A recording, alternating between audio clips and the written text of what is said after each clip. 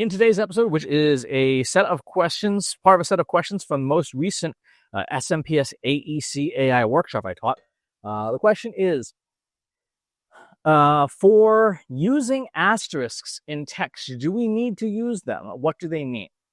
So when I do a lot of prompting in these tools, what I'm typically doing is I am doing what's called Markdown. This is a markup language that is very popular in coding circles. It's very popular on the internet. And Markdown allows you to use lightweight symbols like hashtag, one hash on the front of the line for a level 1 heading, 2 hashes for a level 2 heading, etc. Asterisks, single for on each side of a word for an underline, double for bold, triple for bold, underline. And it's a way of doing very lightweight markup that in Markdown software will render as nicely formatted text.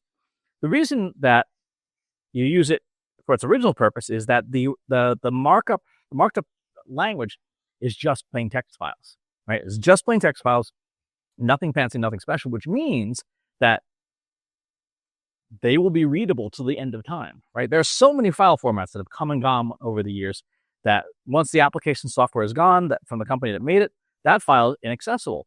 Markdown, like plain text files, is forever. In the same way that Unix mbox format for email, readable forever. I brought online an old mbox I had from the 1990s. And guess what? It's an open format, still works today, 30 years later. Markdown, same thing. Now, why should we be using it with AI? Because it's used in so many places like GitHub and Stack Exchange and all these online places for formatting, AI recognizes it. AI knows what to do with it. AI can understand what the section headings are intended to be. It can understand what the bolds are and why that would be something you would want to emphasize. And it can behave accordingly. So it provides structure to text, which means that when you're giving instructions, like in prompts, if the model knows, oh, this is bolded, it must be more important, it will take that into account as it's carrying out instructions.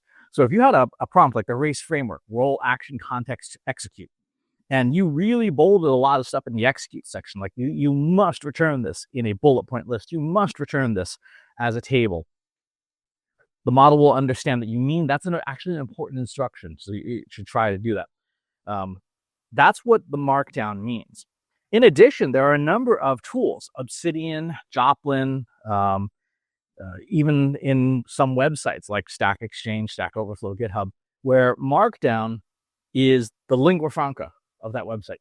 It's how you can format text on those sites. Again, it's very useful, and those sites use Markdown because it's plain text, which means that you can easily intercept hostile code and hacks and things like that. So it's a great way to allow people to provide formatted text without causing security problems from binary objects. So I would recommend that you get familiar with Markdown. It's a very, very powerful, simple, easy to learn language, and you can incorporate it into your AI prompts to help AI understand better what you think is important in your text. That's going to do it for this episode. Thanks for tuning in. Talk to you on the next one. If you enjoyed this video, please hit the like button. Subscribe to my channel if you haven't already. And if you want to know when new videos are available, hit the bell button to be notified as soon as new content is live.